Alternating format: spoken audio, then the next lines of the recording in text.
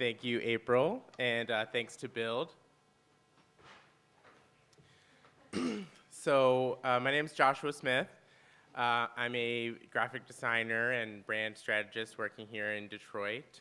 I moved here about 7 years ago, graduated from the College for Creative Studies. So I worked at the D-Hive under Andy, who's also on the panel today. And since I've worked with a number of small businesses and other organizations in Detroit. So I'm super happy to be here. And so I'll also like to invite our panelists up to the table now. So we have Andrew Kopitz, Krista Chambers-Price, and Patrick Thompson.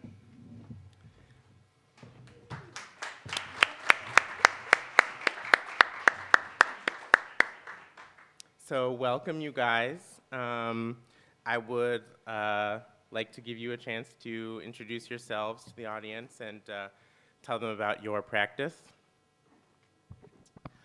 Thank you, Josh. My name is Andrew Kopitz. I run a small graphic design practice in Detroit. It's called Good Done Daily. We work with a lot of philanthropies, nonprofits, civic organizations, academic institutions. And we've been around for about a year, and my background is that I used to be the director of design for an organization called D-Hive, which split after about 3 years and turned into two of the programs that we had kind of built there, which was Build Institute and the Detroit Experience Factory. My name is Krista Chambers-Price, and I run an organization called the Business Story Generator, as well as another event called EntreSlam, which is a business storytelling event that's held in Ann Arbor. And my focus is running a digital marketing agency that helps organizations find and express their unique advantage. And I've been doing this for close to 20 years, but my background is pretty crazy because it ranges from military to the FBI to doing some other cool things. So anybody got a record, just, watch out. We'll get you. Does this one work? Hello, I'm Patrick Thompson. I am the owner of Patrick Thompson Design. It's an interior design firm based in Detroit, Michigan, specializing in commercial, retail, hospitality, and residential interiors. I started the firm about 5 years ago, and happy to be here. Great. Okay, thank you, guys. So, so tonight's topic, it's in the details, why good design is good business. So this gives us a chance to have a conversation about, this is just one of the many aspects that face small business in Detroit, right? You gotta have design and kind of put your stuff out there. So I wanna start just with a super fast kind of history and overview of design and kind of frame it up the way that I approach design and give a little context to our discussion. So at the earliest, design is kind of tied into craft, right, and craftsmanship, so it's intimately tied with making things, and it kind of ramped through there, or from there to manufacturing, design as an aesthetic pursuit, designing systems, and to today we kind of design for almost a total user experience. So design has many roles that kind of undergird everything that we do, that we produce, that we consume. So from conception to production and implementing things, whether that's a product or a service, design kind of underscores all of that. It kind of helps us envision things. It helps us put metrics to measure those things. It's not just about an end product. So the way that I see it, design is kind of exists in order to help us enlarge possibilities. And that's kind of a whole view of design. And it's sort of with that large view that I want to kind of go into tonight's topic, tonight's discussion. And kind of dive into some of those details like our title suggests. So the first question, how I want to lead kind of broadly, and talk about how does design benefit a business's bottom line, right? So what are the reasons why good design is important, and why should a business think about design? How does it impact aspects of running a business? So I guess I'll start. Thank you. Here, you're welcome. So I think good design, at least good graphic design, can create like a broader, more meaningful acceptance of a product or a service. So like, think of the magnetism of Apple and its products across the consumer landscape, or think of the mainstream acceptance of like IKEA and how they create their products. They reduce the expensive shipping practices that a lot of other products have, and they give somebody like like something that is unique and something that's a household furnishing. It's an element of comfort and accessibility, and businesses should probably consider graphic design as an important tool for storytelling, because it enables them to craft a tone of voice that represents all that they do, either visually or characteristically. Good graphic design can inspire confidence, and it can inspire loyalty around a brand. But maybe the easiest explanation is that design allows you as the designer to stoke consumer lust. So it's basically a way for you as somebody who's creating a product to demand higher prices as a result, and that's all done through design. You're creating a high-end item that is very desirable to somebody, and you can charge more money as a result of that. So I think that's kind of, for me, what design is able to do and what good design can do for a business. Awesome. Totally agree. But what's really interesting about the power of the visual representation of who you are and why you do what you do. Well, it's also important when you essentially have the equivalent of about 8 seconds to grab someone's attention, which, by the way, is the equivalent of the attention span of a goldfish, which is kind of pathetic nowadays. But it is what it is, right? So if the only connection to you and your target market is you can't shake hands with everyone. But certainly, if you're trying to connect with your target market in a way that is powerful and is absolutely accurate to who you're trying to attract, strong visual design works every single time. And there's a really strong business case for that, because when you're not able to truly communicate your unique advantage from a visual perspective, then you can't compete.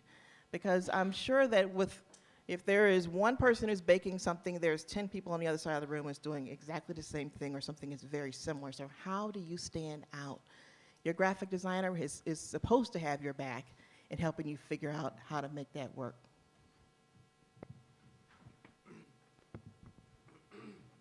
So I think Krista hit the nail right on the head when she mentioned that for whatever it is that you do, whatever that business is, there's 10 other businesses or people or more that are providing I won't say the same service or same opportunity, but something similar. So it was interesting. This morning I was at a meeting with a new potential client, and they were doing a restaurant.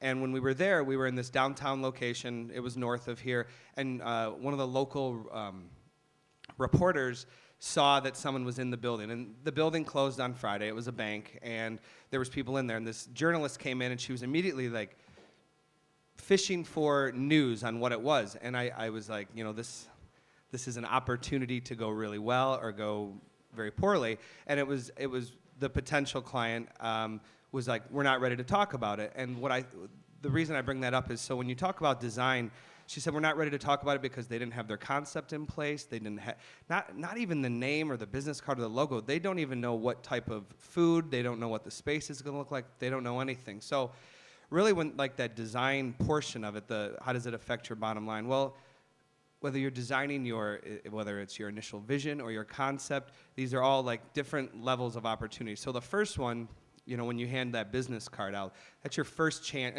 Even before you've even handed your business card, your elevator pitch, kind of like you said, the 8 seconds that you have, or your 30-second elevator pitch, That's like phase one. Phase two is your business card, and people see that business card, and people always look, they read they feel the paper, so that's an opportunity. So that's the graphic portion of it. Then usually, if you're lucky enough, someone will go to your website, so still, that's another opportunity. And then by then, if they've decided to pursue your business or pursue whatever it is that you're selling, then you'll get them to your space. So it's really just, it just affects you and your business on all levels. It's just an opportunity to really, just to have continuity across all of these different levels from like that initial vision, designing that vision. So I used to have this boss, I'll stop rambling, I'm a rambler, but I had this boss that we would talk about design, and he would just rant in the morning about how we had to design our day, and it was so annoying. We just couldn't stand when he would say it, but it really kind of like made sense, when you look at it in the grand scheme of like what it is that that we're doing. So very long answer, not sure if it really answered the question. No, I think that was great. Yeah, those were great responses, and that kind of lead nicely into the next thing that I want to talk about, which is getting back to the title a bit, which is In the Details. So as Patrick kind of alluded to there, design kind of touches your business at many different levels, all the levels. So, but as far as the details, I kind of want to start again and have you guys talk a little bit about what are those specific details or the touch points.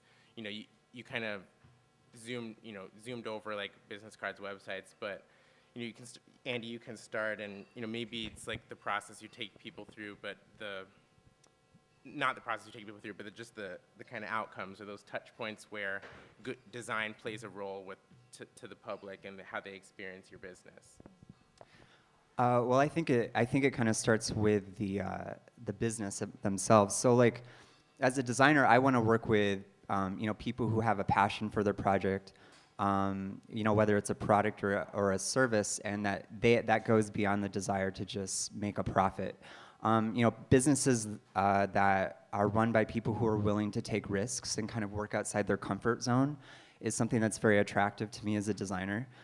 Businesses who are genuinely interested in standing out, because there's a seductive thing with being in business, especially if you're a small business, that when you're trying to brand yourself, you're kind of trying to mimic your peers, and there's a real seduction to kind of to do that and to be the same as everybody instead of standing out. So I think business leaders who successfully buck this trend and approach communication from a completely different direction are those who will probably find a kinship with designer. A designer kind of performs really well, at least in my opinion, a graphic designer performs really well when they're working with people who think objectively about who their competition is, and then it's up to them to kind of instinctively move the other way. And so designers, I think, really get excited by that and passionate about that part of the design process when they're working with people. And I think that relationships that allow the designer to kind of liaison directly with the head of the company and kind of circumvent the process of going through committees or subordinates can produce the greatest potential for a really strong, successful, cohesive design. And it's kind of inevitable that the more obstacles that's imposed by a company or its culture, the more stifling or watered down a design becomes. So those are kind of the things that I look for in a small business owner or an entrepreneur that make me really attracted to want to work with them, and that make me want to believe in their product if I'm going to be the person providing a graphic identity or a design for it. When we start looking at building any type of new brand campaign or approach or treatment for a company, the first thing that I do is before we put one pixel on the screen, we'll ask them, okay, so why do you exist?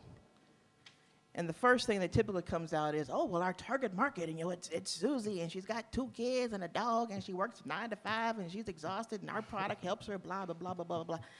And I said, okay, well, that's nice, but the customer discovery work when you're approaching a design project is critical, absolutely. But we kind of go 2 steps before that and do more like business discovery work, where we really want to dig in and find out, okay, so you're providing this for your target audience.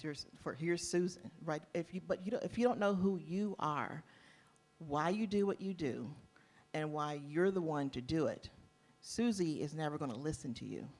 She's not going to see you. So we start off by doing that kind of discovery work first, because that's actually the hardest thing for most companies to look at, which is the essence of who they are. It's tough, deep work, but once you do it, let me tell you something. That is your secret sauce. Because, as I said earlier, there's very little that's unique out here, but what is unique? This is what we learned at the FBI as an analyst.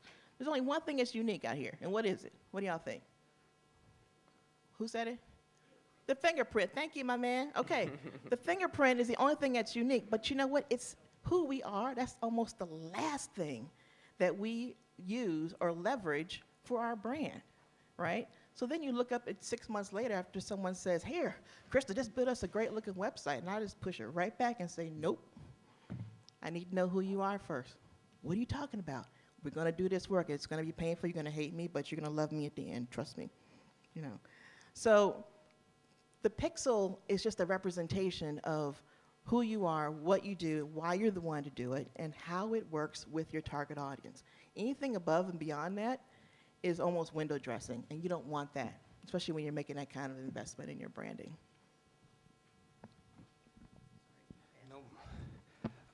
I really don't. Yeah, Can so you give me a refresher on the Sure, question? sure. That question kind of morphed a little bit. So if we're gonna follow Andy and Krista, I would ask you, Patrick, like, what do you look for in a potential client? You know, what do you want them to bring to the table, and what's your kind of starting process that you take people through?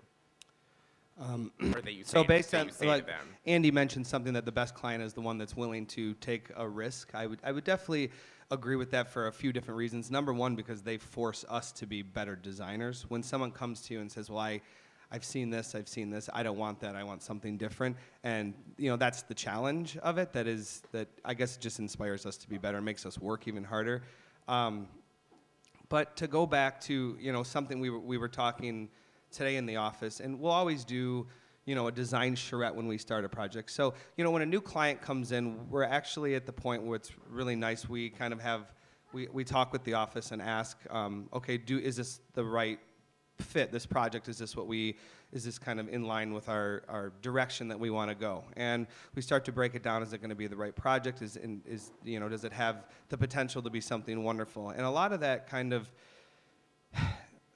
for us, you know, whether it's storytelling, whether it's the story of the brand, you know, sometimes we have to almost fabricate that by creating somewhat of a narrative.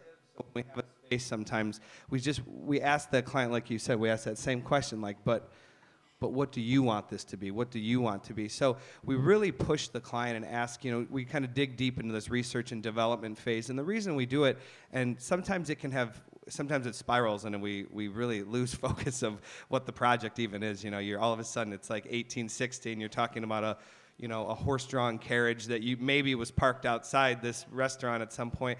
But then the thing that's nice about that is if it's something that gets kind of the team excited, when it becomes a point where we can kind of sell it and talk about with the client, it's enthusiasm, it's that level of excitement that makes us want to share and get them excited. But then we always can kind of come back to that, because it's real easy in design, whether it's your logo or your website, like especially now in this time with Instagram and Pinterest and Houzz, and I mean every client that comes to us, it's so funny. One of our first phases is the conceptual design phase. So that's generally like a floor plan, some conceptual images, loose materials, right? So now today, like, society has completely changed the way that we present that, because most of our clients come to us with their concept presentation like first. It's really interesting. You know, the first thing the client wants to do is show us their Pinterest page, or you guys, you know, all have, I'm sure anyone in here that's looking to start a business or has a business has ideas collected. And this whole like day of, you know, I used to call it a brain binder, where I tear things out of magazines and save it. Now my brain binder is, you know, essentially Pinterest and stuff like this. So it's really changed the way that we work.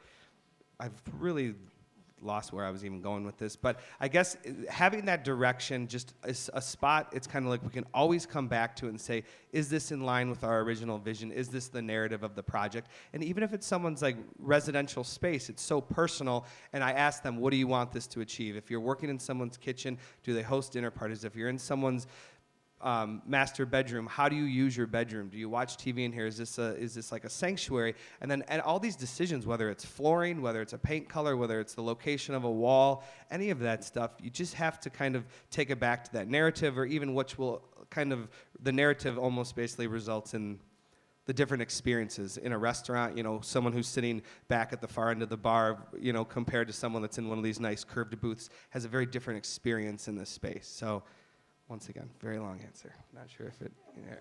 Yeah, no, that was good. So, you know, you guys have all mentioned kind of the importance of having a kind of strong vision and a concept. So, what are some things that a company can do to kind of better curate that vision, or better curate their corporate character, or get to the bottom of who they are, you know, as a company? You say it starts with kind of who you are as a person, but what's that translation to then who you are as a company? You want me to jump in there? Okay. Typically, the starting point is to look at their journey, or look at the journey of that particular organization, and really it's the leader and their vision, because their vision is creating the platform for everything else to grow from it.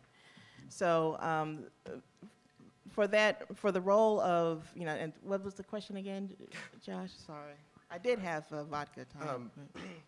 So it was, how can a company better curate their character? Yeah. So with that with the business discovery work, really the first thing that we have to overcome, Josh, is companies feeling quite reluctant to explore that part of their past, because in order to start that curating process, you really need to open yourself up to being vulnerable and being completely transparent with what brought you to this point. And once that lays down the foundation for the rest of the narrative to grow from there. So that's typically where we start. You know, from my standpoint as a graphic designer, what I see the most people struggle with when they're trying to curate their corporate character and remain true to that and consistent with that is just remaining kind of consistent with the brand applications. I'm sure Josh will agree with this. You know, whether it's social media or print or web or advertising, you know, the businesses that I see struggle with this the most are the businesses that maybe hire a designer to just do one aspect of their communications, and that's probably their logo. And with the logo in hand, the company tends to produce the rest of the branding in-house. And I completely understand that in most cases. Some people simply just don't have the money to do the full package. And this is something that I've talked to with a lot of my colleagues in the past. You know, everyone thinks that a logo is going to sell your product better, or you know, make you more visible to your audience, or engender a different feeling or a better feeling about who you are to your customers and things like that. But that's not true. A logo is kind of one part of the puzzle. Successful brands are sort of built around a purposeful visual language. So a visual language is sort of like a palette of elements, whether it's a typeface or a color or imagery or messaging that you wrap around your brand to describe who you are. Those are the things that are important. That's what makes a brand, and that's what makes you, as the business owner, able to more effectively curate your corporate character. When you're consistent with that and you deliver and your tone is kind of right on the mark, that's all done through all of those elements, and that's a visual language. It's more than just a logo. And so, you know, a company that cares about its corporate character, to me, is someone who's willing to make the investment by commissioning a designer to think far in advance of their needs. So, you know, whether it's translating a small startup website that you ask the designer to create initially that just has one basic page, but building in enough foresight to know that eventually that website's going to translate and morph into an e-commerce site that's going to require like a whole retail presence. How are you setting those tools up so that they're going to work more effectively for the business in the future? And then, like, you know, to that token, if you're creating tools and user-friendly documents and templates in-house that people can use, that's going to become a tool that they can leverage to make the corporate image of that business more solid and more successful and more consistent throughout all of its communications and things like that. So I think those are the things that you can do to strengthen that image. Testify. I don't have a ton to add on this. I guess I would just say across the board, learn to edit, because everyone wants to be everything to everyone, and I guess just find your focus, find what makes sense with your corporate culture or your small business culture or just your personal culture, and edit, and you know, just don't try to be everything to everyone. And a lot of times hiring you know, back to what Andy said about hiring, yes, we definitely understand that you can't, if you only have $20,000 to build out a space, you're probably not looking to have half of that or 10% of that or 5% of that go to a design firm or an architecture firm, or, you know, you have the logo and you implement the rest on your own. But I'm going to say that that's not really an excuse, because there's a ton of people out there that are insanely creative that want to work with you, whether they need your type of project for their portfolio just as much as you need theirs. And I think there's always opportunities to kind of create those relationships, especially in this city right now. I just think there's Certainly. and certainly. my entire company, from my logo to my initial website to the first space I had, it was all based on kind of working together with other people that needed to kind of grow their business at the same time. So Yeah. Yeah, I mean, I would say that it's not an excuse, and it's not even as effective. You know, you really have to kind of think holistically about those things. And well, because those of us that are designers, we're all like, we're not in this business because it pays extremely well, I'll tell you that, because passionate, you know, it's like somehow society found out that really passionate people are okay with doing a ton of work for not a lot of money. I don't know how it happened, but because we care about like that logo that we've developed or that space we've done. Oh, sure, our hours are over, but at that point it's like, it's just as much ours as it is yours, so we can't stop. it almost is, and you might be familiar with, like, you know, the sort of metaphor of like the design as, you know, you kind of the things you create are like this child that's out there, and, you know, you're vested as a creative in that offspring's future. Like you said, Andy, you know, if you as the business owner are planning for your business's future, you know, these are the things that design plays a role in. You know, we're looking at the life of that brand, you know, as it matures, right? So I think those were great responses, and, you know, that sort of takes me to this next one, which is, you know, it's sort of familiar to think of design as a means of problem solving, right? People kind of, you know, tack it on to the end of the process, or when they only have that 5% of the budget left, and then they want to think about design. But, you know, I want you guys to talk a little bit about, you know, design beyond just problem solving, but the power of design for, you know, innovation, dare I even say culture change. You know, this is sort of a kind of topic here in Detroit, but design really does play that role in, you know, how you think about things, and, you know, needing to collaborate with people. So can you talk a little bit about that design beyond just problem solving, but how it can have the power to innovate? So I'm going to keep going back to Apple because I think it's a business that people can kind of understand and identify with.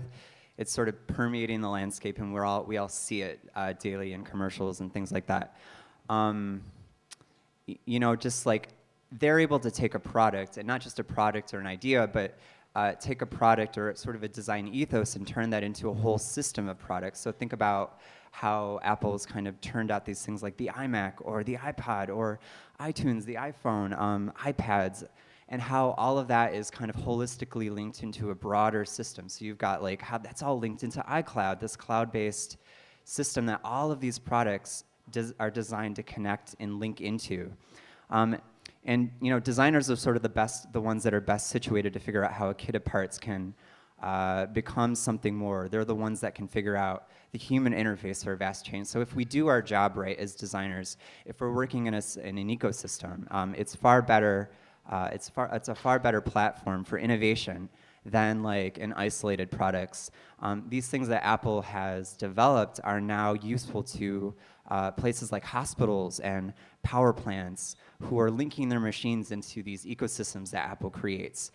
These are like well-designed machines that these companies develop that then connect into the iPad, and the iPad has apps that control these machines. So Apple has figured out a way to build a platform that allows the technology to do much more than just address the needs of its customers' desire for entertainment. It's the devices and how they work across a broad spectrum of industries and health, from healthcare to manufacturing to retail. So that's kind of how I look at like design innovation, being able to affect more than just the consumer's need to be entertained, but to affect a lot of other different industries at the same time. I'll just add real quick. So back to your question, design beyond problem solving. I'll just jump on the Apple train. Let's acknowledge that not every single one of those products all just happen to be insanely beautiful and aesthetically perfect for the most part as well. So, I mean, that's a very big part of design, kind of all things aesthetic, So I would say that would be the biggest one for me outside of problem solving. Function is very important, but, beauty is also very important. Well, I like to see how the power of design can solve problems, but also spark movements. If you look at an organization like NASA, for example, where their purpose is focusing on revealing the unknown. But if you look at all of the work that they've done over the years, and yes, they are designing products and systems, and they're taking innovation and they're going into places that few of us would ever even think about going. That, to me, is the power of design. No, it's not something that's sitting on your desktop, but certainly I'm sure there are components from NASA, right, that are a part of our everyday lives. So design can be absolutely powerful for solving problems, but I love to see design sparking movements within communities. Definitely. So kind of bringing it back locally just a little bit. So let's talk a little about,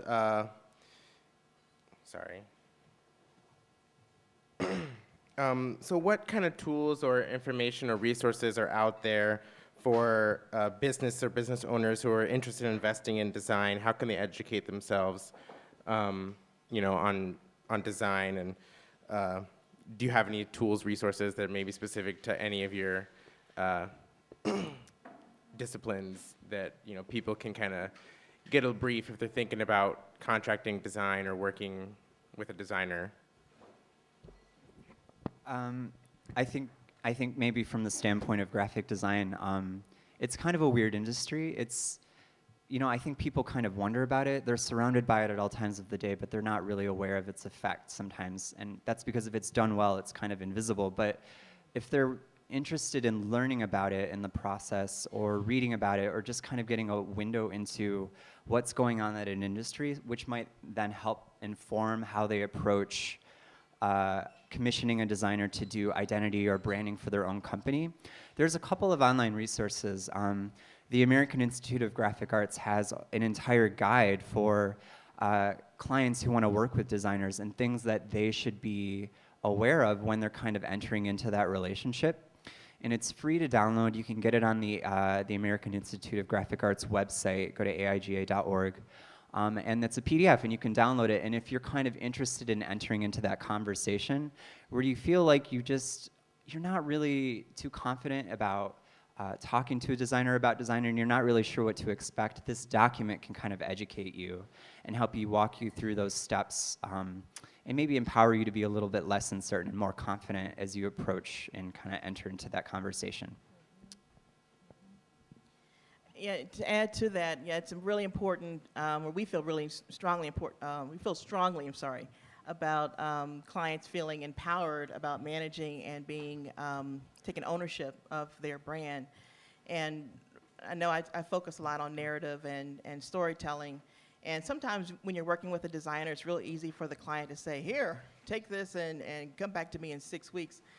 But it's really important for the client to understand and really be clear about what works so that there's more of a partnership with the designer that you're working with. And one tool that we like to recommend that our clients use is an app called Verify It. I think it's Verify It or Verify App. And the cool thing is that you can use that app to also create like a mini beta group within your target audience to test narratives before you try and implement them across a branding campaign. I think there's a free version of Verify It, and then if you want to go into more bells and whistles where you can do more, deeper types of testing like A/B testing and preference testing, then there's a small fee for it. But it's very, very cool. It takes the subjectivity around or away from the process of, hey, I think that sounds really cool, versus, no, we got some hard data to support a business case for going in this direction. I guess in terms of applications and whatnot, I'm not real familiar with any. I know there's definitely some, I guess if I'm talking just strictly space, there's definitely some like, room apps that you can use for measuring spaces and help you. I have a lot of clients that kind of come to us with that initial stuff. Google SketchUp's amazing. You can download that for free, and it's really, the tutorials are really easy to use. But I would say, like, before all that, or I mean, even instead of that, I would just say, whether it's logo, whether it's space, whether it's identity or narrative, collect things, and really collect things for a while and take time, and occasionally, like I said, go back and edit and see what you've collected and see what kind of common themes you're seeing through things, whether it's space or logos that you love or companies that you believe in their vision. Just really like collect, and I think the word curate is used quite a bit these days. However, I would say, collect,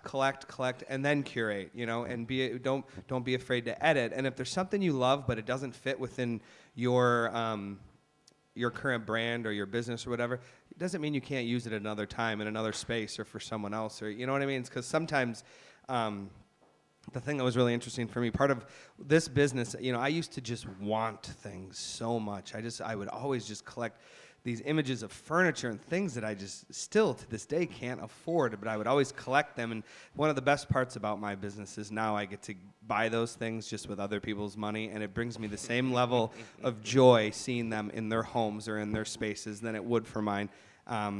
And so that's part of the collecting phase. So all these things, I guess that's the tool, I would say. Use your brain and collect and find common themes and conceptual continuity through them. And I think your kind of idea of what it is that you want to do will show through. Yeah, and you'll be that much more ready to work with a designer or a creative Very much so. professional. That is a great point. We recently, real quick, and I'll stop. This client came to us and she said, I recently met with someone, and it was one of our competitors, and she said she knows he does wonderful spaces. However, he did not really listen to her ideas. He basically said, yeah, that's great, but we're the experts. We'll take care of it. And it totally turned her off from working with that company. And when she came to us, I thought to myself, gosh, I almost would be terrified of a client that says, I have no idea what I want, just design something and I'll be happy with it. Like, that sounds terrible. That's the worst. I'd much rather someone come to me with like an idea and a vision and a passion and all these things, and then just like then we can work with them and help them kind of, I don't know, it's a true collaboration that way. So Certainly. All right, well, thank you guys very much. We're going to kind of turn it over to some of the comments that came in from the audience. There's a couple here, and I also had my last question was kind of zooming back out a little bit and talking about design in Detroit and kind of putting that against like a national stage. Obviously, sometimes it's difficult to benchmark work in a place where historically the bar does not always get so high. So how do you see design kind of evolving in Detroit? How are you adapting in your business? And how do you kind of maintain a standard for yourself in your practice? It's kind of large, but if you want to kind of jump in on any of that, that kind of Detroit and then at large, and kind of keeping up the standard. I try to benchmark my own successes and failures as a designer by making work that addresses a need. At the end of the day, I kind of ask myself, like, did it inform or did it inspire or did it engage? And if only one of those criteria is addressed, then I'll kind of objectively look at myself and think, like, what went wrong there and what could I have done better? But if I address at least two of those criteria or more, then I feel like I've made a valuable contribution to the project, and I feel better about myself, and I feel confident as it's something that I can include and show in my portfolio to grow my own professional practice. But to close the gap and maybe bring it back to what Josh was talking about design on a national stage and maybe how Detroit plays into that. Like, I really think that bringing designers to the table to participate in discussions that relate to to a city and its placemaking practices. So like graphic designers are often already kind of thinking and willing to share their ideas that make a city a more happy, connective, and navigable place to be. And Detroit is experiencing like all of these peaks of growth as the city tries to redefine what it wants to be. And it has a tendency to move really quickly and really fast, and it overlooks these opportunities that meaningfully engage people who live here. You know, designers have a chance to kind of get involved in a city and have the ability to design processes that encourage community participation, envisioning for public spaces. And I think designers can also help foster partnerships across sectors, you know, missions and levels of government and things like that.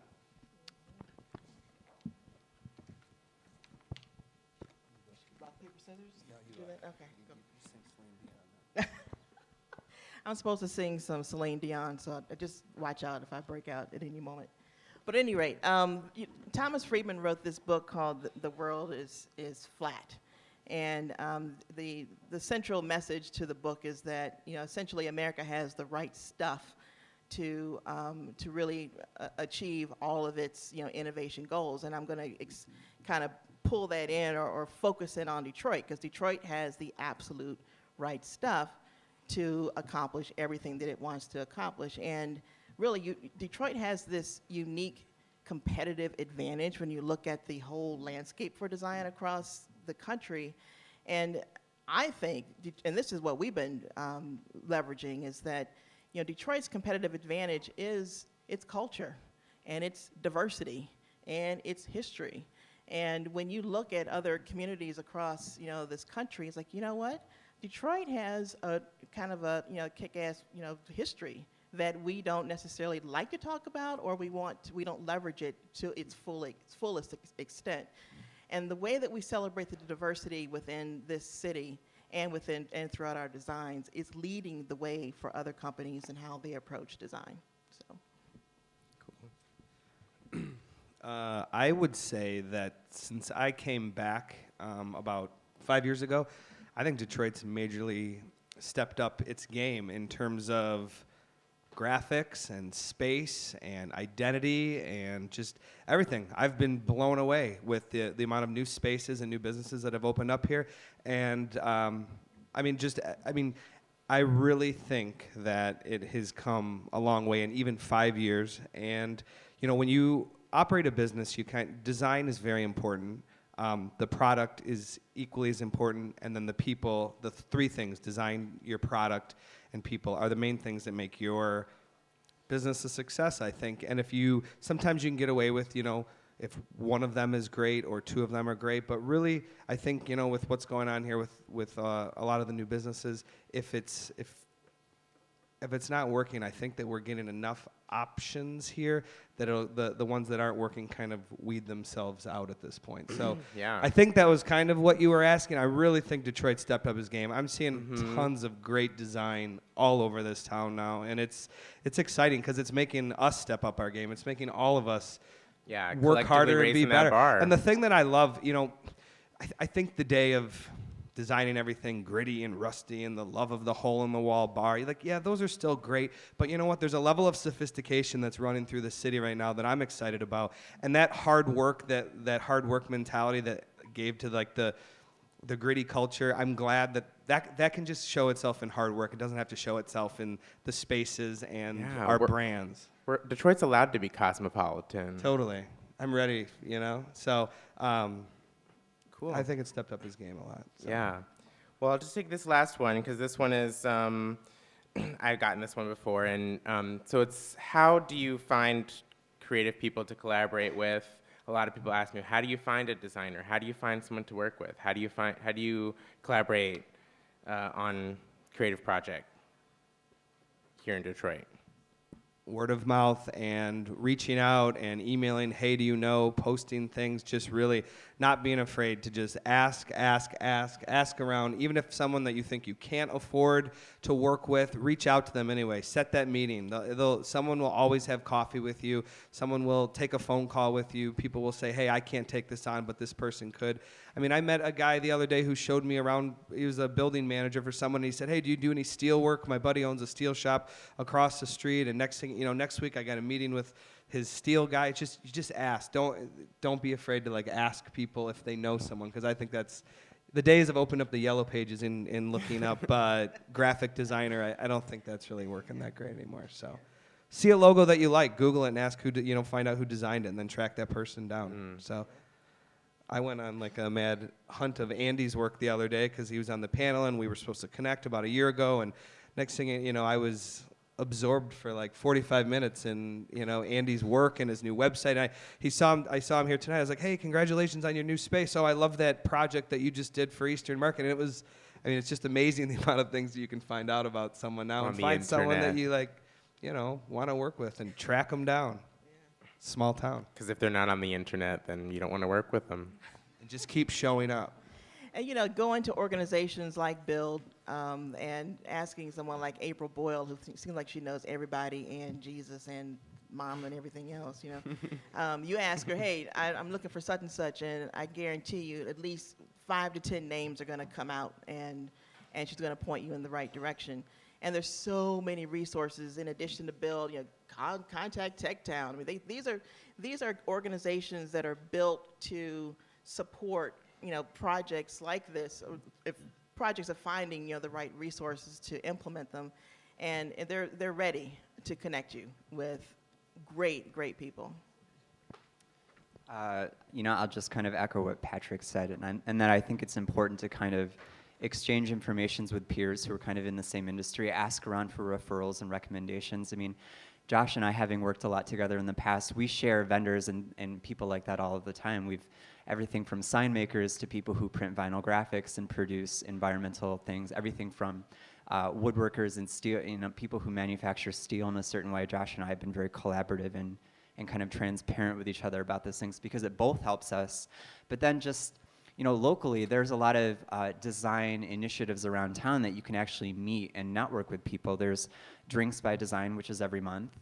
There's Creative Mornings Detroit, which happens at different creative spaces all over the city, I would say once a month.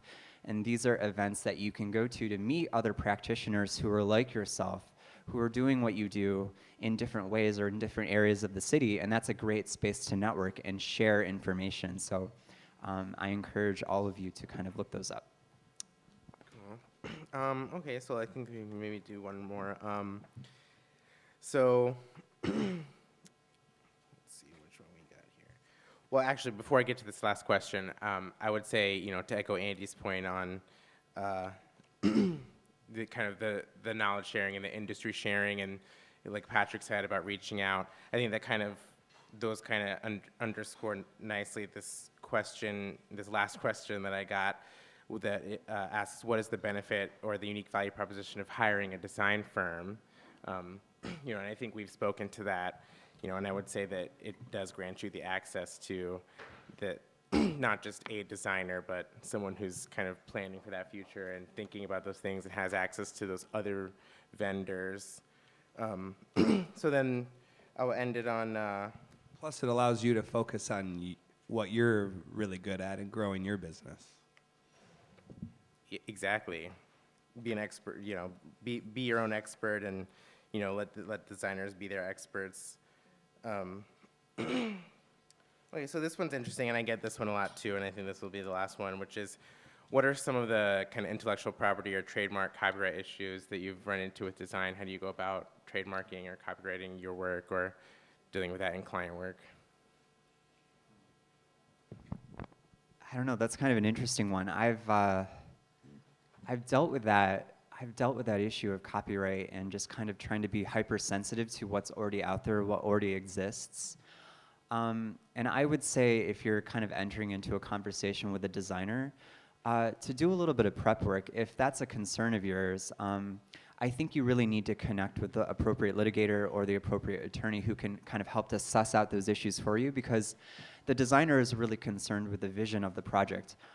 They're not really concerned with the law-abiding things like that. That's something that I think you, as a small business owner, have to go through and kind of have prearranged, so that when you enter into that contract with the designer, there's no question in your mind about is something going to be legally or fiscally possible for you. You're not going to have to deal with issues of lawsuits later on because you trademarked something or you designed a logo that looks verbatim like someone else's logo. These are things that I would encourage you to work out before you bring this to the table with the designer. Great. Okay, well, thank you guys very much for joining us, and thank all of you for coming to Open City. I'm so glad we could close out the season with tonight's discussion. So, yeah, thank you.